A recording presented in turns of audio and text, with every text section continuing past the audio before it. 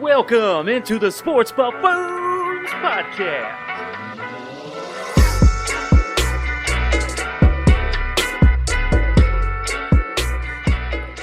Welcome on in, guys, to the Sports Buffoons podcast here. This is Tanner going solo at it here. I won't be with the guys here who will be recording Wednesday night as together. So you'll see that on Thursday morning. It will not be live on Twitch, unfortunately. I do have to work, and I have the setup for it. So that's just what it comes with. It's holiday week, man. We've been, it's a busy time of year for practically everybody. Retail, even the animals, guys. Even the animals need feeding. So it's also a busy time for the sports world. I don't know if you guys know this, but NCAA basketball is starting very, very shortly, as in at least 2 days from, this is Tuesday, so 2 days from now. Actually, 1 day. It starts on Wednesday. So there's some pretty good matchups coming in there. So we'll talk about that a little later here on our podcast for the day. So, but hey, let's jump into it, guys. We had a pretty damn good game happening. Chiefs recap going on. Chiefs Raiders happened this last weekend. This was a little closer than I think we all thought. I thought the Chiefs would come out and dominate and just wreck the Raiders up. So I have to give credit to the Raiders. They came out and they played tough. They were really tough. Derek Carr came out. He made some throws that looked like his rookie year again. And I said that before in the last podcast we had versus the Raiders. And I got to credit him again. He came out, and his worst throw came on the 30 seconds left of the game. The last play he threw was his worst throw all game. And I don't know why he threw that ball. It could have been just a situation to get it out and not take a sack. But, man, he had a hell of a game. I'll give him credit there. His receivers did a hell of a job for him, too. Just getting open and making the plays and make sure they were catching the ball. Now, yes, they had a few drops that were key that could have really hurt the Chiefs in a way. But he also didn't take any sacks, I don't believe. I'm pretty sure he didn't, because our D-line couldn't get pressure on him to save his life. He stepped up. He kept his eyes downfield.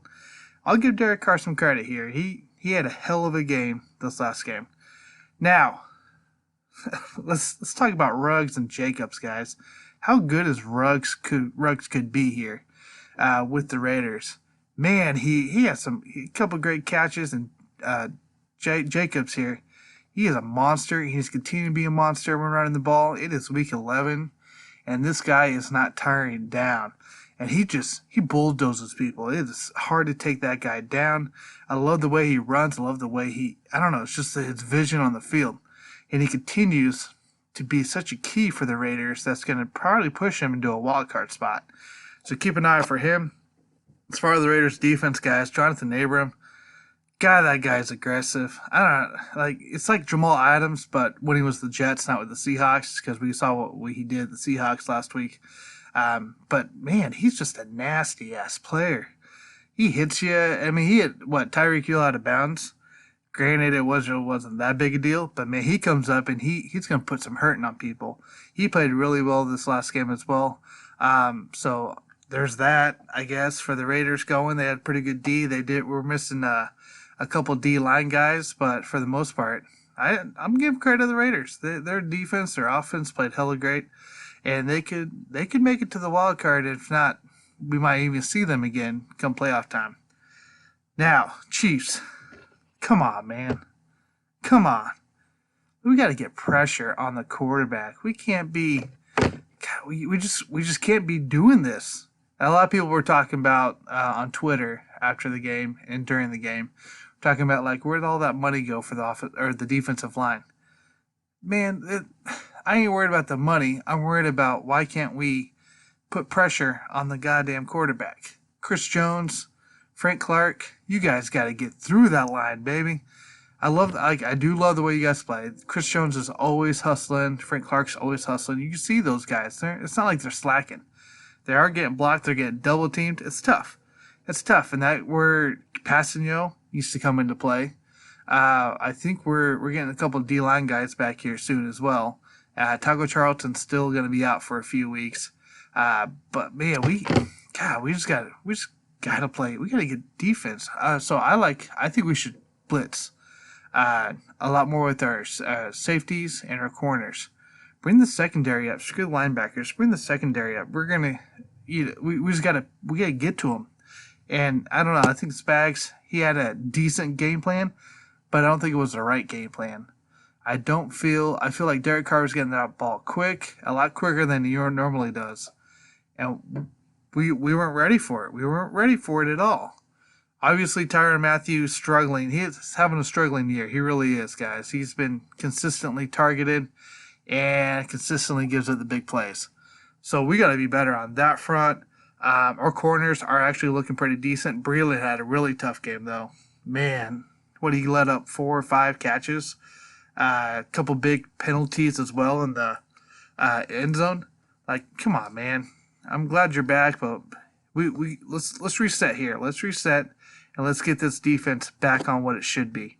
Out of the news, offense, right? What's new? Patrick Mahomes still soars to the top of the MVP list with this game. How about Clyde Edwards-Helaire?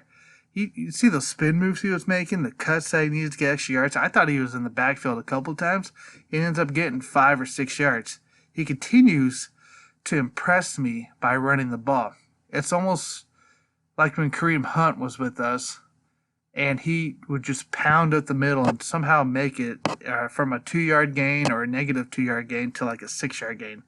And our offensive line actually does really well with the run. So continue. I love seeing Clyde. I love seeing Clyde out there, and he gives hella effort at it, and he needs to continue to make those extra yards. This is how we're going to go deep in the playoffs again. This is how we're going to the Super Bowl, is with a running game, guys. The running game.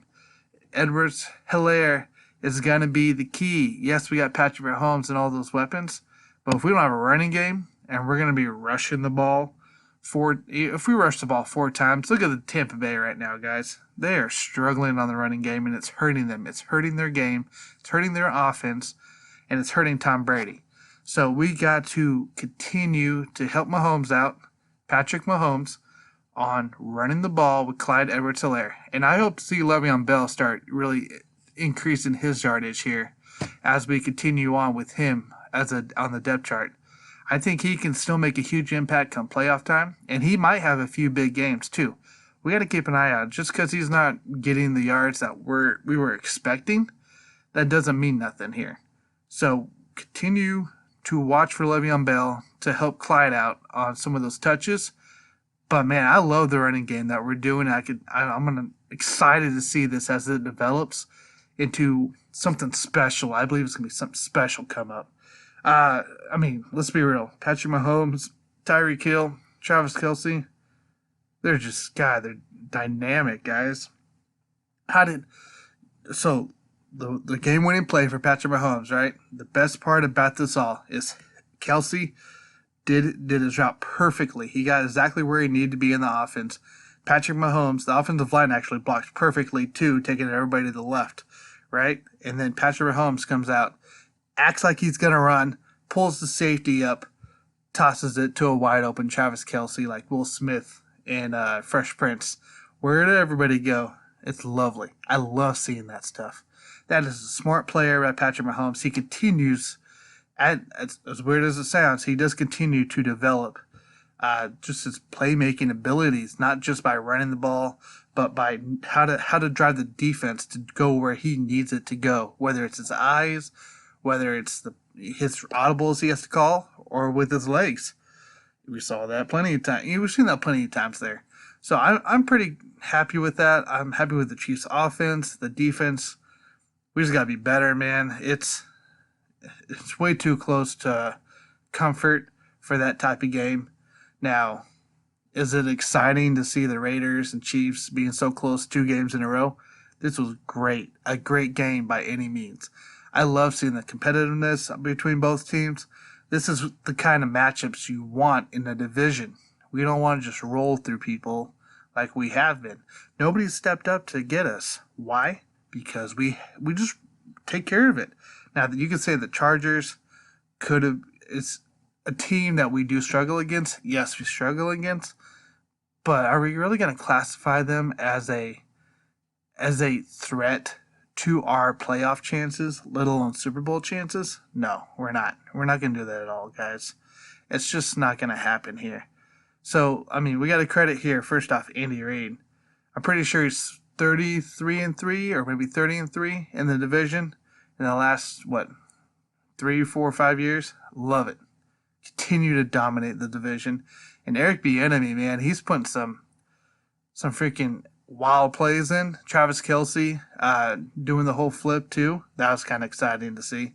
Even though they didn't get a touchdown, that's pretty exciting to see. Now let's talk on this Chiefs recap as well. Let's talk about where's our opportunities in the offense. Everybody has to say Demarcus Robinson, right? Like, he's been a go-to for Patrick Mahomes. He's actually done pretty well stat-wise. But man, you're running backwards. You're dropping wide open balls. You're just not where you should be at all. I don't know if the interception necessarily was his fault. It could have been Patrick's. It really could have been Patrick's. It was just kind of lucky also by the Raiders defender to fall. But man, Demarcus Robinson, I feel like he's the high-low of the game, right? So he's going to be high because he's going to be open because nobody's really covering half the time. But he's the low because he makes some dumb mistakes or he drops some key balls. Now, I want you to be patient here, right? Sammy Watkins is coming back, guys. Sammy Watkins is coming back. But let's not rush him back yet. Let's keep Sammy Watkins for the late half like we did last year because he's a hell of a guy for the playoffs, and we need to make sure that guy's healthy. Now, Byron Pringle did go on the IR today, which is really unfortunate. He has an ankle injury on that. So he'll be out 3 games. He should come back for the New Orleans Saints game, which is where we're probably going to need him a lot more as well towards the end of the season. So look at Byron Pringle to make an impact when he comes back and continue to make an impact. So this also means Hardman is going to get a lot more snaps, hopefully. And McColl, man, I'm really shocked to see that he has not gotten quite the snaps that I thought he would this year. I really thought, and Mike can contest to this as well, because me and him agree that he'd be at least our number 2 by now. But that's not the case. It's not the case, guys. I don't know why. I don't get it. There has to be something in practice that it's just Andy and Eric are seeing. He's not ready yet. He's not ready yet. So, I mean, it's unfortunate to see that kind of progress on that. But I'm not trading him. I think he still has really high potential. And I think he'll continue. I think he'll be a late bloomer here. So I'm giving him his 3rd year. I think he's not going to be a Chris Conley. I really think he's going to be something here with this team. And I think he's just looking for more opportunity with the team to be able to get that. So keep an eye on that as well. How about our offensive line, guys? We signed a Stimanowski back to our practice squad. He's going to be some nice depth. He did really well for us last year. I'm kind of shocked he isn't actually on the roster itself with Mitchell Schwartz hurt. But we also got Rankins back as well. So look at Rankins coming back. Our offensive line depth is starting to come back into play right when we need them to. Now, hopefully, this improves our offensive line for Patrick Mahomes and he's not on the ground or his butt as much. But that still means nothing, guys. It still means nothing to this team because our offensive line is such a struggle. We can't let Patrick Mahomes get hit as much and as often as he does for these next few weeks. Right? So, I mean, as we get closer to the playoffs, we got to figure it out. We do really well with the running, I think, but man, we got to learn how to protect our guy, our franchise, essentially, right? So I want you guys to keep an eye out for him. Look for the depth to continue, and there could be some moves, guys. There really could be some moves. But I'm excited. I'm excited of the way the Chiefs came out. They fought. I never thought they would lose the game. I really thought it would come down to the end, and it did. It really did. Man, it was a little breathtaking game. And the fan in me would have loved to seen a 15-second stop. Like, I wanted Derek Carr to at least make a couple plays, make it interesting for the last, maybe of the last 30 seconds, maybe the last 15 seconds, right? and then the Chiefs make a dynamic play, and that carries momentum into this Bucks game. For that defense, the defense needed that. But I think the stop still carries us into the Bucks game. But man, it was a good game. I think it was a good week of football. So we'll see. We'll continue to see how it goes. We got the Bucks coming up, and let's kind of jump into that here next.